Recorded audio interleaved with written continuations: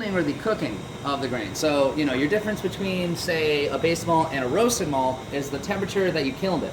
And you guys are going to see that because I have some malt to feed you. So, follow me. Nice. Oh, yeah. Yeah, that's what I'm talking about. Alcohol in that malt.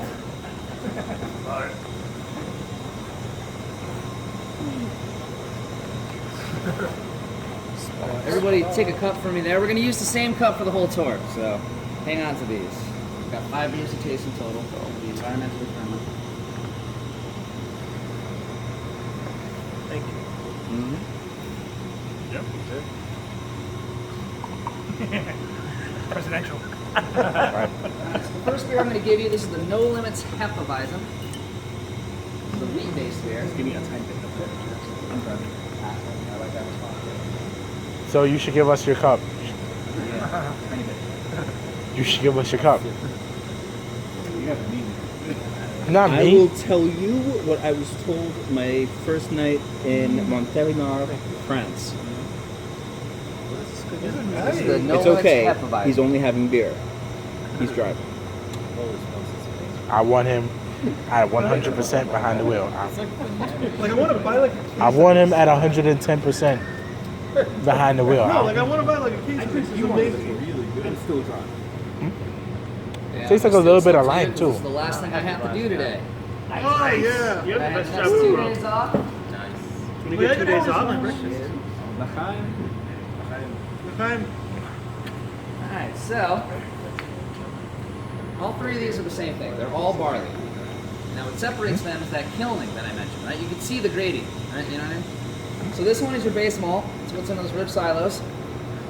Basically what you're doing here is you're getting the most fermentable sugars out of this. It's the backbone of your beer. It's where you're getting your alcohol from. The more that you kiln it, you're going to get more flavor, but you're cooking off those fermentable sugars to get that flavor. So by the time you get to this, little to no potential alcohol in that. That's just for flavoring. So we're going to hand this out first. And you can see how the husks are just slightly open. That's that germination process to malt the grain. Really? Yeah, absolutely. Okay. Yeah.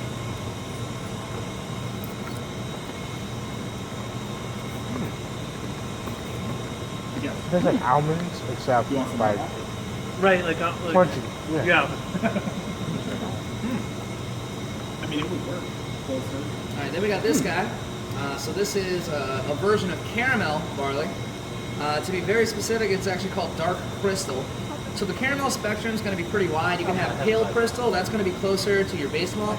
This is dark crystal, so that's going to be like right next to your roasted malt. So this is going to be a little bit sweeter than what you had, but then right at the end, there's going to be like this little like roasted note, like a burnt note. So it's going to start grainy, like what you just ate, then go to sweet, then go to that roasted flavor. This one's actually one of my favorites. Thank you. Absolutely. Oh yeah, good to burn right after. Yeah, right at the end, right? You get that little burnt characteristic. Yep. Coffee. So then this guy, you know, you basically killed it to the point where you just burned the crap out of it, but you wanted to. That was the whole point. So if you've ever had a stout, definitely had some of this in there. But you don't need that much to make a stout. 5 to maybe 7% of your grain bill, and that's pushing it. Now you have enough in there to make the whole thing that color, to give you that kind of roasted flavor. Most of a stout looks like this, believe it or not. I believe it. It's like garlic. So Like the garlic you get from the pizza shop. doing Yeah. separately, mixing it into the rest. Thank you. Yeah.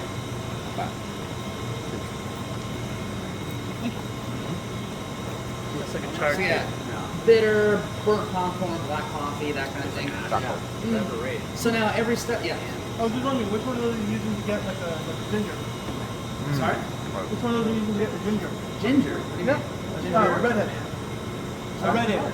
Oh, like a red ale? I mean, you would definitely have some of this in there. Yeah. That red ales are usually rye based, right? I don't know. I don't know. I'm not. I'll like, look I that don't up know later, enough. actually, because I'm curious. Because Because I know I would use there's all not those. like a red malt, you know. Yeah, like- no. That's why I was wondering because I know I would use those to make something pale, and I would use those to make a stout, but I have no idea how you make a ginger. Yeah. I've been trying for ages. Oh, really? Yeah. Yeah, I don't know. I'm not really I adept just in never that get it style, red. you know. It never What if comes it out takes red. It drop- always comes out dark or What if it's- black. Yeah. Never red. Find this ginger at the counter. Yeah.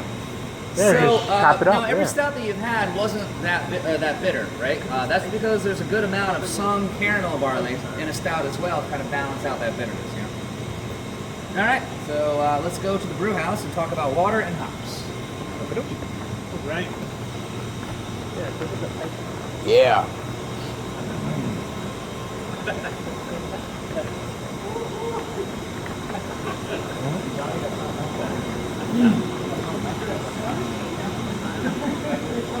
Were you with these guys in New York City? Yeah. What do you guys do down there?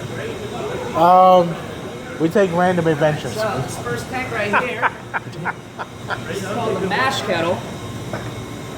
That one right there, yeah. What is this? It's called the mash kettle. A mash kettle? Yes. You didn't spell house H-A-U.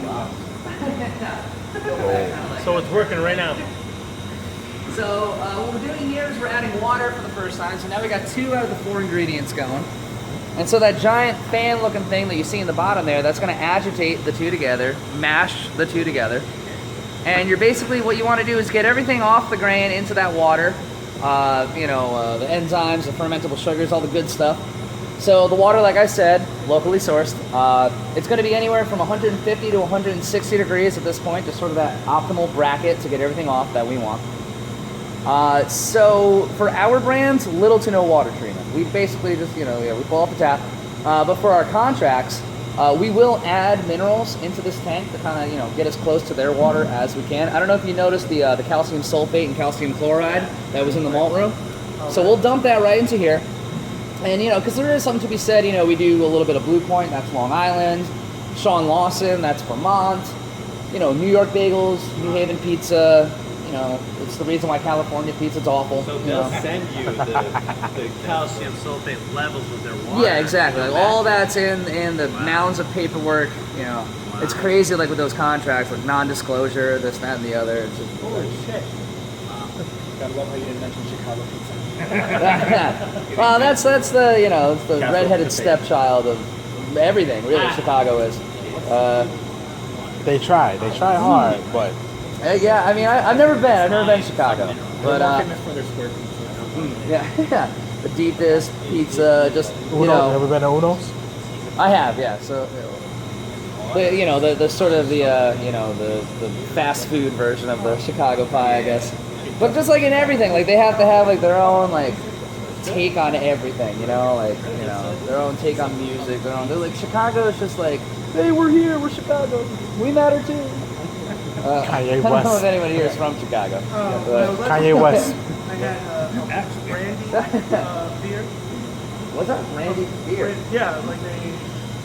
Well, for that, so on Tuesday, for our 6th anniversary, we're actually going to have a holiday ale that we aged in brandy barrels. So come on out for that. That sounds good. Yeah, come on Tuesday. So it's like a beer that tastes like brandy. Yeah. So, Did I get him to come out on Tuesday? sorry? How late will the 9 o'clock. We'll stop serving at 8:45 then. Oh, okay. Never mind. Closer. Because they couldn't stop. So about an hour in here, and then we go to this tank. Seriously, dude. I'm gonna have to be thank remind me of Eastern Cross. Nah, you know why? When he was in tank. Yeah. I had it like Other one with more metal. So what's in there? there is more metal in there. This is called the Lauter Ton, Lauter. So the main thing we do here is the process known as Lauter, I'm sorry, man. separating the solids from the liquid. So if you look in there, we have what we call a false bottom. So basically that sugar water, or what we call wort, drains through, keeps the grain on top, we're done with the solids after this tank. But even though we took a lot of the good stuff off that grain, Then pick a different there city that's not is still Mexico City. calories in that grain. So it's a great livestock food. So about once a week, What if you're using that from- why don't- why can't I be like and divvies it up to local Bronx or We Brooklyn? don't charge in, we don't charge I like out. Brooklyn. It's kind of a nice symbiotic relation. It's got to go somewhere, right? So it might as well be used. There's no use for it, but there is a use for it. I like So. Five Bourbon. It's better. Staten Island. And I'm sure he's getting No, I'm Staten. He's Because I got Coney Island. Coney Island's And in you'll Brooklyn. find that kind of across Coney the Island's in board, Brooklyn? like smaller places. Like I know my buddy's in Wallingford. So- Okay, I have to be Brooklyn then because I want to be Coney Island. But they have this hippie couple because they have so much smaller operation.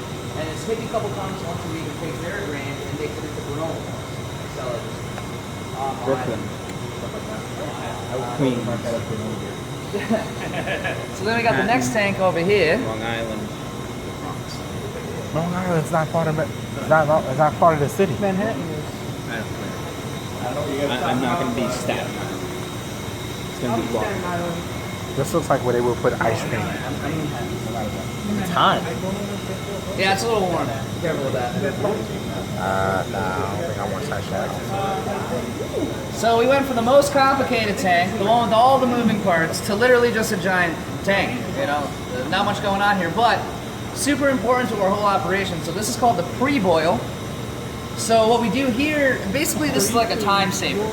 So as you might imagine, lautering takes a while for all that wort to drain through, right? It takes about an hour, which coincidentally is about as long as we usually boil for. So what this allows us to do is to lauter and boil at the same time, right? It's got somewhere to collect while something's boiling. So if we didn't have this, we would have to wait for the end of a boil, get all the liquid out, and then just begin to lauter because it's got nowhere to go while we twiddle our thumbs for now. Right? So where's this the is just a filtration huge time system? saver. What's that? What's the filtration system for these two? We're not filtering yet, but so all the beers just, or the wort at this point is just going to go underneath. These are exhaust pipes, but like it's just going to travel underneath from one tank to the other. So then we got the boil kettle. So we do two things there. One is we boil. It's always dark in there, even when I turn on the light, so I don't bother. Well, I mean, I'll turn it on, but you're not going to be able to see it. Right? And it's dark.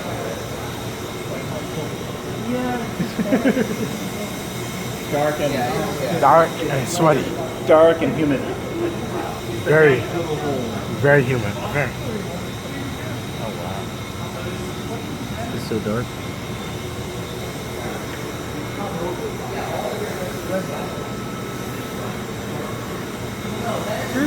Long Island's in Brooklyn? But every single beer before it comes out its own tank is going to go through these contracts, 2 roads, otherwise, yeah, it all goes through these holes. Yeah, how do you clean? So we're not honestly that worried about cleaning at this point because we haven't boiled yet, so any bacteria, you know, it's not going to be an issue. And, well, we're going to schedule our beers sort of like darks. So again, you know, your base malt, 80% of your beer, so 80% of a Pilsner is 80% of a stout. The big difference is the roasted barley. So we would do this, you know, the Pilsner first, then the stout afterwards, because, you know, you're not going to have to worry about flavor contamination. Now, and that's the main reason we can't say that we have a completely gluten-free beer. We do have beers that are sort of lower threshold. So the Little Heaven and the Old Packer.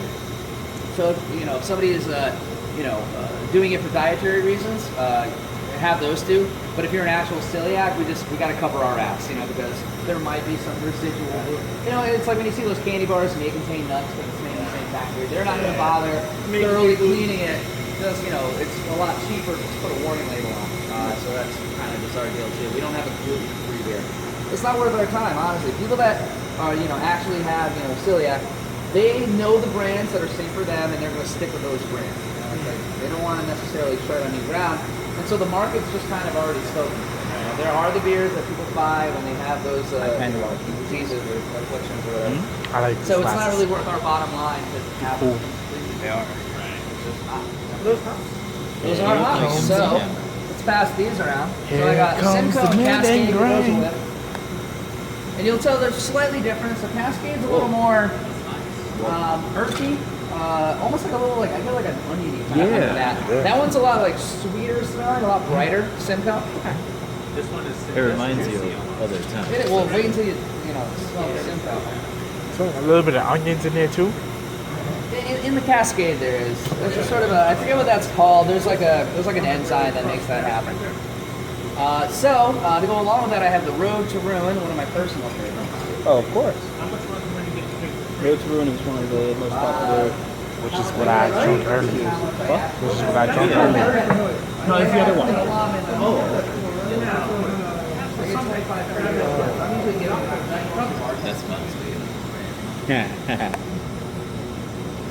A little bit more raw. Yeah. That's what it's all about. That's what I've always loved about bartending.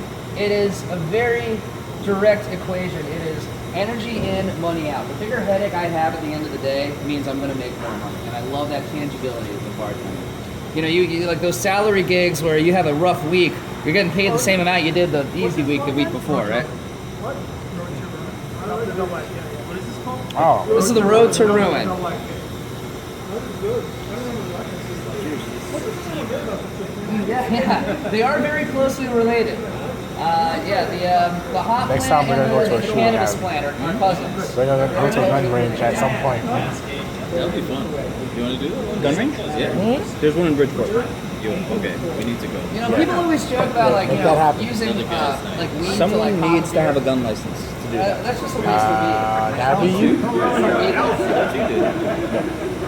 How, like, can I have for it? Even though Yeah, man. Keep those two things separate. You know, it sounds good together. But you can I always in this New one York. time in college. But that means that when you I can was only carry in New smoking York. weed, well, I still do. Obviously, this smokes weed. Do this in New York. Yeah. All right. So you're gonna come to New York. But We're gonna I had vanilla ice cream and like salty popcorn. I thought, oh, that's gonna be great together. It's not. They're terrible together. Or like, you know, if you put like a dollop of ice cream on pizza, it's like it's two good things that should stay separate. Weed and beer, the same thing. Eat them separate. You don't need to put weed in your beer. It's a waste of weed. Yeah. Yeah, that's true. Which one of those is in this? Weed and rum. The Cascade, not the Simcoe. Yeah, the Cascade. Well, yeah, we'll talk to Joe anyway. I want someone to put. This is a double IPA. So what we mean by that, a lot of people think it means I it's know. going to be hoppier. Right? Yeah, at the Double actually medicinal refers to the alcohol by volume. Right. So when you see I want double that or too. imperial, like Russian imperial stout, it's I warning you want that that there's a too. lot of alcohol. That's I all will be a much calmer yeah. parent. And if you see triple IPA on a menu, just walk away. You don't need that in your life. You don't need to pay $12 for 8 ounces of something you're going to hate. Don't do it. Triple IPAs are pointless, in my humble opinion. So there are 4 ways to manipulate alcohol by volume. Your most traditional way is just your grain to water ratio. Let's say you have X amount of water, X amount of grain, and you got a 5% beer. If you want a 6% beer, keep X amount of water but add more grain. So you're basically saturating that volume of liquid with more fermentable sugar. Like a percolate. So yeah. So your second most popular way is boil time. Are we all familiar with Dogfish Head? Yes. 60 minute, 90 minute, 120 Put your glasses minute? on, man. So that's referring to the amount of time that the wort is boiled for. So the longer you're boiling, you're going to evaporate more water, but you're retaining all the fermentable sugar. So you're decreasing the volume of the liquid, but therefore increasing the alcohol by volume. There's also grain to water ratio. But it's really referring to the amount of time that's boiled. Then your third way, it's kind of cheating, but we all do it, so it doesn't count. But if you notice, like right here, I'm pretty sure is that dextrose right there? Well, even if it's not. Anyway, any sugar that's carbohydrate based, yeast can eat it and create ethanol out of it. So dextrose, corn sugar, sucrose, table sugar, so on and so forth. Not lactose. Lactose. Oh, so that's different. But never mind. So lactose is protein based, and protein based sugars will not create alcohol. And we're actually using lactose a lot more than we used to because of Session New England style IPAs. So, are we all familiar with New England style IPAs? So you know how they have those really big, chewy mouthfeels? So that's for malted oats and malted wheat. That's how you get that nice, chewy, pillowy mouthfeel. But you're also going to get alcohol attached to that. So Because of the that's cut why and dry? New England IPAs, sorry? Because of how cut and dry it is. Well, because of the malted oats and malted wheat, because it's malted, it's going to give you fermentable sugars. So New England styles are always kind of upwards of like 70-80%, you know?